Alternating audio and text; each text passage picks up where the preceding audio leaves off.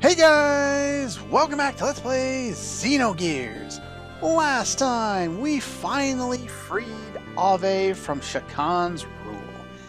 And more importantly, we learned a little bit about Sigurd's backstory as well as Bart's to an extent. Now, Bledavec has been off limits to us basically since we left last time. Now that we finally freed them, we can actually come back here, and there's not a whole lot we can really do here. If you remember, way back when we were here, we could have given a street child or an urchin or whatever they called them 1,000 G, and if so, they would have set up shop right around here, and you would have been able to buy hob meat, hob steak, and hob jerky from them. Now, those people were located, there was two kids actually, and they were located up here. And I don't know where they are now. I haven't really gone around talking to everybody. The few people that I have talked to are pretty much boring, except for these guys. Now, of course, these kids were doing something similar to this earlier in the game, where they were playing around and playing pretend and all that stuff. But yeah, there's 5 of these kids here, and they're just playing around and having fun with make-believe. It's a somewhat funny scene, I guess. Now, depending on what you named Faye when he came into the tournament, it will actually change something here. I don't know why Ramses is involved, but I guess he is. Yeah, so we have Bart versus Ramses, and yes, depending on what you named Faye in the tournament, he will have that name here, and he will be on Bart's side in this little competition against Ramses and Shakan. I guess we're having a tag team match.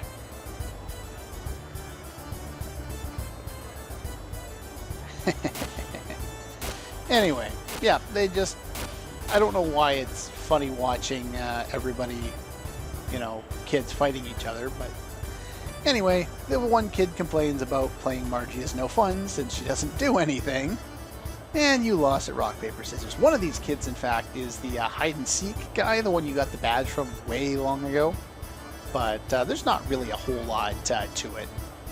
Anyway, it's just an interesting little scene. They ask for the autograph, and then they'll kind of follow you around a little bit and split off, and they all have little bits of dialogue that aren't all that interesting, or isn't all that interesting.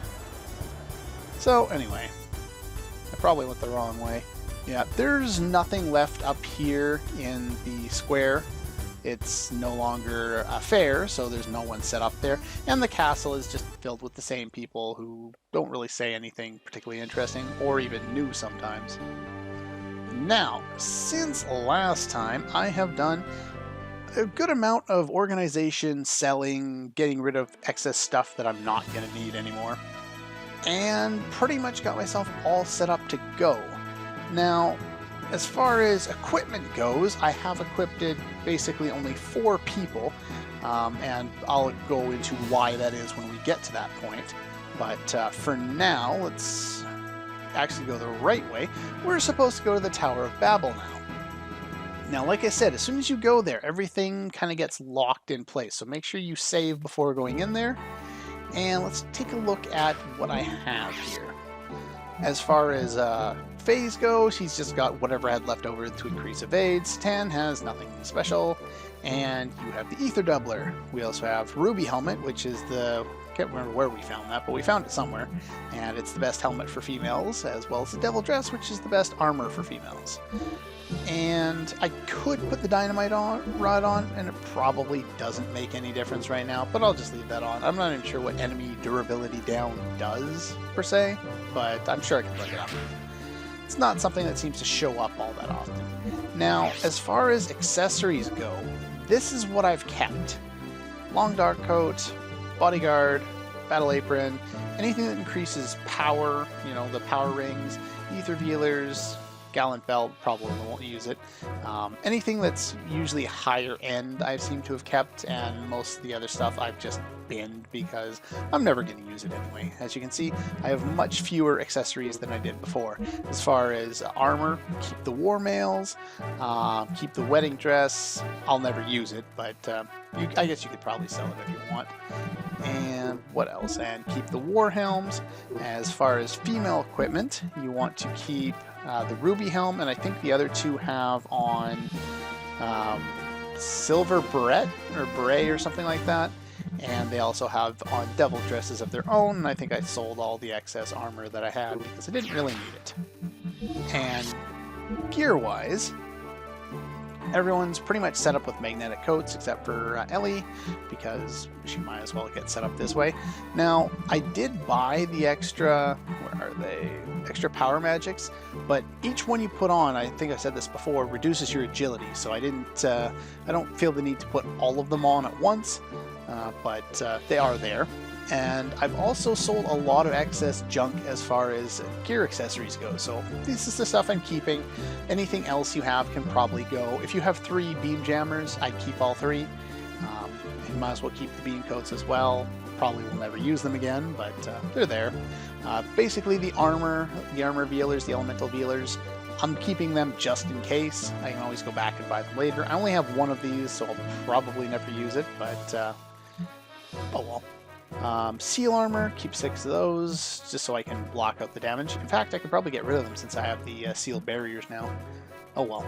I got 4 grounds. I probably won't use them. If I had more, I would have kept more, but that's all I had. Let's see here. Keep all the magnetic coats. You can probably sell the response circuits, though you may want to keep 3 around unless you have more magnetic coats laying around. I basically have enough to equip most of my characters with them, but not all. Actually, I think I have enough to equip all the characters I currently have with them, which tells you something about the future. Power magics, I think I have 3 total. Seal barriers, got lucky and stole those last time. You might as well keep any of the gel and sonic reducing armors from before. I don't think we'll ever need them again, but I don't think they're easy to obtain, so I wouldn't get rid of them.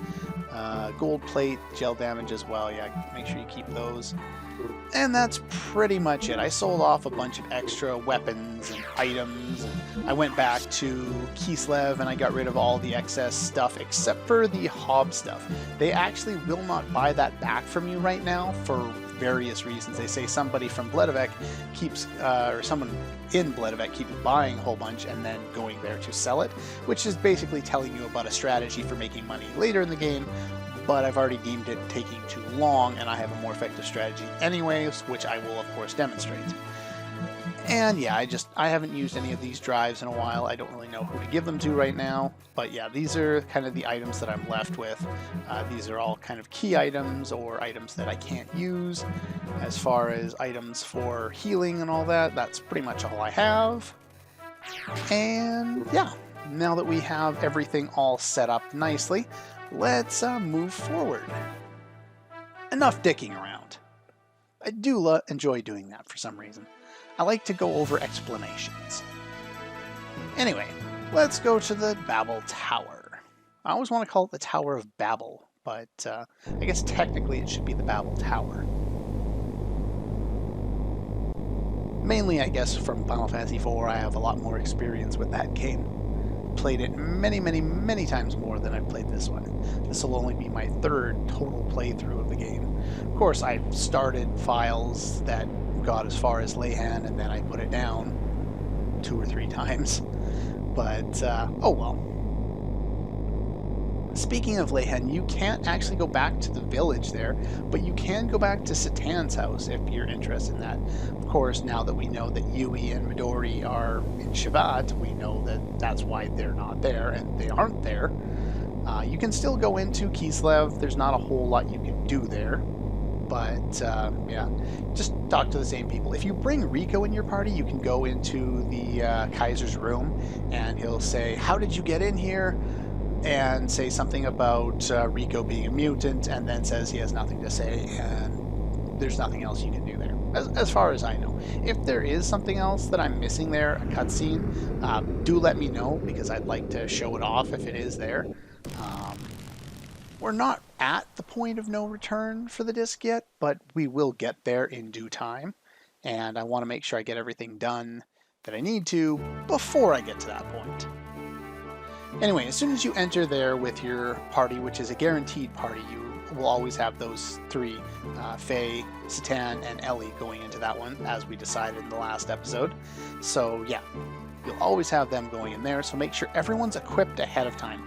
Now, even though in that briefing they showed Chu-Chu volunteering to go, Chu-Chu and Bart actually are not required. I would recommend using Bart and Maria because they have the two most advanced gears at this point since, well, I won't say too much, but basically they will have to, you know, have a couple of boss fights. So anyway, now we are back in Babel. Now this place, of course, is irritating as all hell to deal with. However, this time it's not too bad because they put us in a decent position and all we have to do is jump down here really, jump out of our gears and go the wrong way. There's the door I'm looking for. Can I get over there please? Okay. Okay. Okay. There we go. That's the door. It's in one of the corners anyway. Which one is always difficult to figure out. Alrighty then. Now, they're already preparing for an enemy that we don't technically know is even coming. But it's probably a good idea to prepare for that enemy. Now, like I said, once you kind of get in there, you don't have a chance to adjust your equipment, which is rather unfortunate. This is kind of a stupid design for a computer system, for an interface anyway. You have to stand on one screen to access another screen. What is this, meant for giants?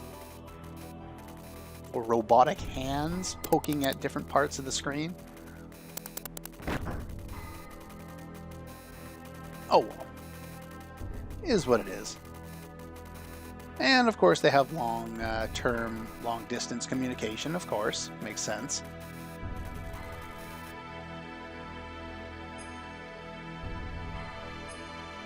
Hey, wait a minute. I recognize these people, somewhat.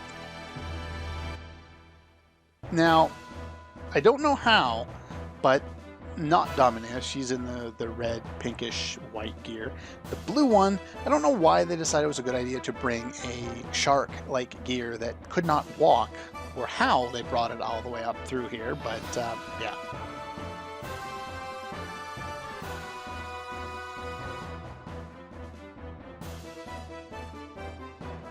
Well, it's not a hard thing to guess at now that you see kind of that we're focusing around both aspects.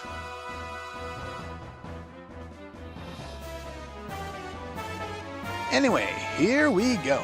So yeah, this is what's going to happen is Billy's going to shoot the gun, Satan's going to organize everything on that side, and the other two party members that are left will fight 2-on-2 battles against these two elements, and I'll spoil it right now, the other two elements.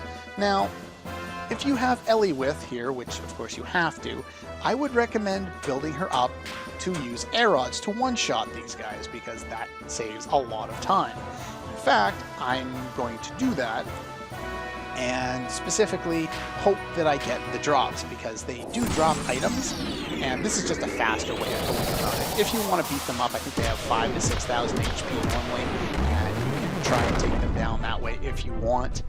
This unfortunately heals one of them sometimes. I don't know how that works. This one is kind of irritating and sometimes takes more damage and sometimes doesn't. I'm going to hit up Booster right now. Okay, she healed as a counter, I guess.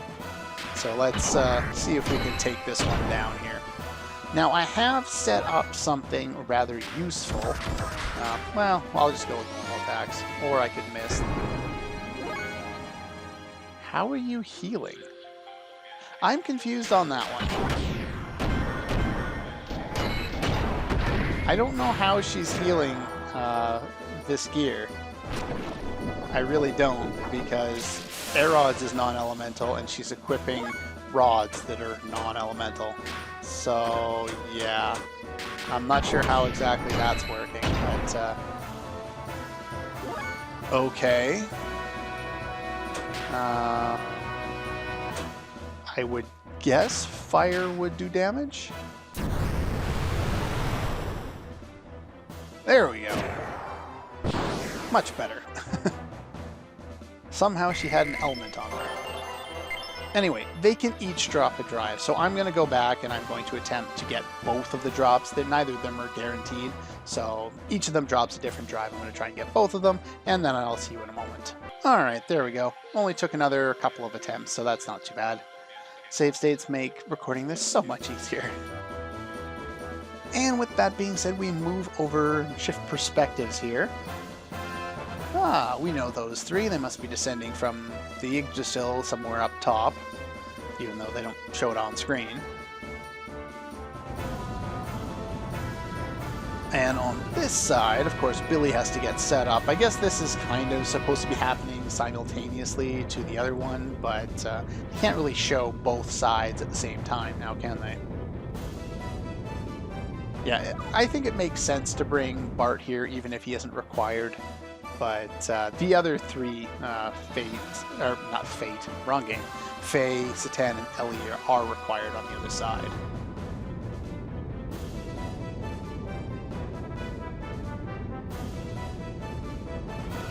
Really? You're thinking that now? Ah, so there's some gears headed here as well. Two guesses on who they are, even though I've already said it. Let's see here. Oh, that one looked like it was flying, and that one kind of looks like it's not flying, but it is. Or it looks like it's not a flying type.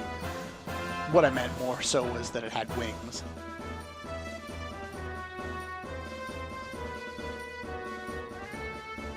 It is pretty stupid, isn't it? Inverted pull-ups are... How does this have anything to do with what's going on?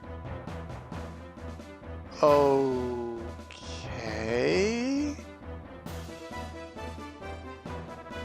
Sure. I'll take your word for it. I have no idea what they're talking about. I don't know what a drop ratio is. I would assume it would be the negative angle as it descends to the Earth, but who knows. Anyway, those two need to go out and protect things while Billy gets ready to go what he's doing. I'm surprised Bart didn't want to do this himself, considering how much he seems to love his Bart missiles, but, oh well. Billy's a better choice. It's unlikely that he'll miss. Then again, he does kind of miss reasonably often with his gun in battle. Now I'm starting to get worried. Now, this battle is quite a bit more difficult. Who'd have thought what? This is true. Yeah, good luck with that.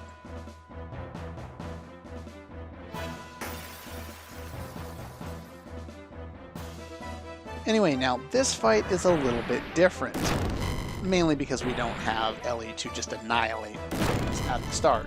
You do want to equip these two, and I have for evasion, though it doesn't seem to be helping right about now. And unfortunately, they're getting their attacks off before I get to go, which is not very nice. Now, let's see. I don't... Well, you know what? Let's not go with Wild Smile. Let's hit up Booster first. And hopefully that helps us. There we go. So what I've done is I've actually equipped Death Blower number 1. Now, you can't actually do a Death Blow, like, right off the bat. That's not how it works.